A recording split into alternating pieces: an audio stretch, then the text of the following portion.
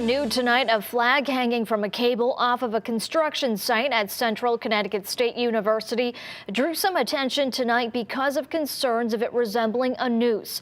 The university said it was not a noose, but rather that the cable used by the construction company had a steel loop at the end. With the recent discoveries of nooses at a construction site in Windsor, some people said they are on edge.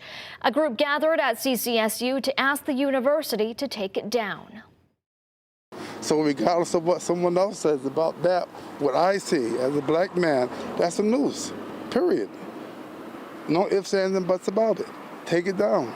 We have to think about intention versus impact. If that's not the intention, then think about the impact you're having on the community. Their perception is mine as well, and it's all of ours, right? And so we want to be respectful and understand that, when you look at that from afar, it's concerning.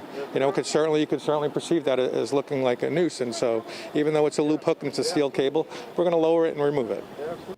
The university said it had contacted the construction company and the cable was being taken down as soon as possible. And CCSU's President Zulma Toro released a statement on the situation. She said, in part, "We understand this is a very concerning image, especially in light of the recent issues at the Amazon construction site. We have been in contact with the construction company and demanded that the cable be lowered tonight. We have a team on site tonight monitoring the situation."